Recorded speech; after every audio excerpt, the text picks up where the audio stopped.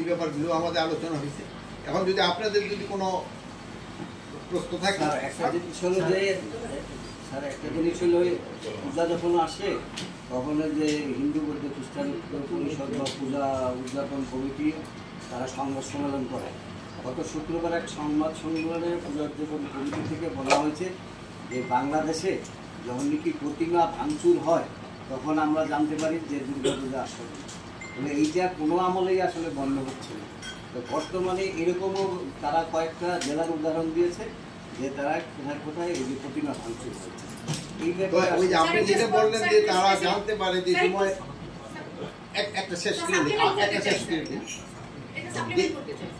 এই প্রশ্নটা আপনি করতে যাচ্ছেন। আচ্ছা ঠিক আছে, এই প্রশ্নের পয়েন্ট আপনি পাইলেন না। সাপ্লিমেন্টে আমি করছি যে আমি পুরো আমি সাপ্লিমেন্ট মনে থাকবো না, আমি এই একটা উত্তর দিয়ে দেবো, তাহলে আমি আর উত্তরই দেবো। ওই যে যেটা বললেন উনি কি বলছে, যখন প্রতিমা ভাঙচুর হয় বাংলাদেশে তখন বোঝা যায় যে দুর্গা পূজা আসন্ন, এতে আমরা বুঝি, এছাড়া বুঝতে পারি। তো ওনাদের আপনি এটা জিজ্ঞেস করলেন না যে প্রতিমা যেসব বানানো শুরু করে সেই সময় দিন না আপনারা বুঝতে পারেন না কিসের জন্য এটা বানাচ্ছেন? পূজা যে শুরু হয়ে গেছে এটা তো প্রতিমা বানানোর সময় ওনার বুঝা যাওয়ার কথা, ভাঙার সময় কিভাবে এটা আমার মনে ওনারা কোথাও এইভাবে বলে নাই। আর হলো এটা তো পঞ্জিকার লেখাই থাকে এটা কোন সময় হবে। আর হয় কি এবার আপনারা দেখেন ভাঙাচুরার সংখ্যা কি খুব বেশি, দুই একটা জায়গায় যে হয় নাই আমি তা বলবো না, দুই একটা জায়গায় হয়েছে। বাট ওটার ক্ষেত্রে তো ওনারও দায়িত্ব দিয়ে গেছে।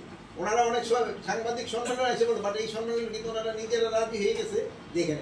আর প্লাস ওই যে জায়গাগুলিতে যে ভিডিও ফুটেজে তাকেও কিন্তু ধরা হয়ে গেছে, ভিডিও যারা দেখেন লাগানো হচ্ছে যে জায়গায় ওনাকেও কিন্তু সবারই অনুরোধ করা হয়েছিল ভিডিও ফুটেজ জায়গা ওখানে কিন্তু লাগানো হয়ে গেছে। এখন এটাকে আমাদের অনেক সময় আছে যে তাকে সম্মান রেখে আমি বলছি, অনেক সময় আমিও গতকালকে আমি 2টা পূজা মণ্ডপ পরিদর্শনে গেছিলাম। মানে লোকাল লেভেলের খবর আমরা অনেক সময় উপরে রাখি না, লোকাল লেভেলে কিন্তু ওরকম কোনো সমস্যা আমি দেখলাম যে সবাই মিলে ভালোভাবে। দুই একটা জায়গাতে ছোটোখাটো দুই একটা ঘটনা ঘটতেছে, অস্বীকার করবো ঘটতেছে, বাট ঘটার সাথে সাথে আইনানুগ ব্যবস্থা নেওয়া হচ্ছে। আর তাদের ক্ষেত্রে আপনি অনুরোধ করবেন যে তারা কিন্তু রাজি হয়ে গেছে যে এটা তারা সবসময় একটা ইসের ভিতরে রাখে। প্লাস আমরা এইবার দেখলেন যে আমরা কিন্তু সংখ্যা অনেক বাড়িয়েছি। প্লাস 24 তারিখ থেকে তো আমাদের ডিপ্লয়মেন্ট এবং আমরা এই যে এবার ওই আমাদের বোন ওই 3-4 বোনও আছে, আমরা কিন্তু এবার মহিলায় শোনেন মহিলাদের কিন্তু মহিলা শিশু মন্ত্রণালয় থেকে এবার কিন্তু দেওয়া হচ্ছে আসে।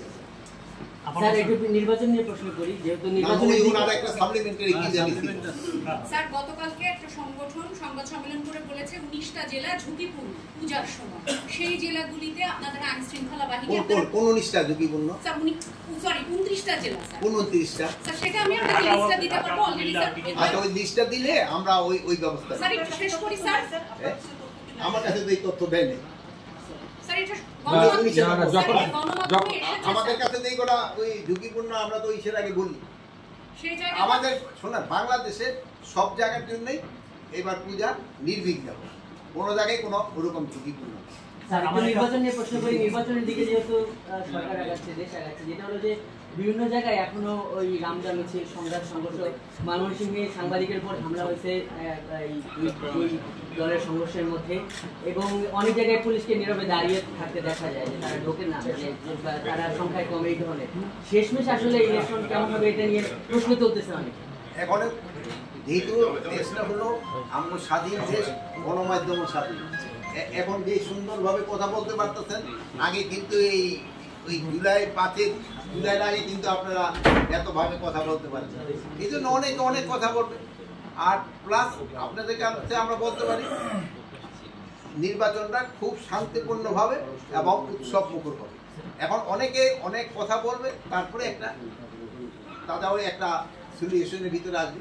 আর ওই নির্বাচন যে সময় আসে আপনারা দেখবেন যে ইভেন ইউনিয়ন পরিষদের যে সময় নির্বাচনের উপর সেই সময় ছোটোখাটো দিয়ে একটা ঘটনা বাট আমরা চেষ্টা করতেছি যেন এই ছোটোখাটো ঘটনাগুলি। একটা প্রশ্ন স্যার, আওয়ামী লীগের কার্যক্রম নিষিদ্ধ করেছেন কিন্তু সব জায়গায় আওয়ামী লীগ মিছিল করতেছে স্যার।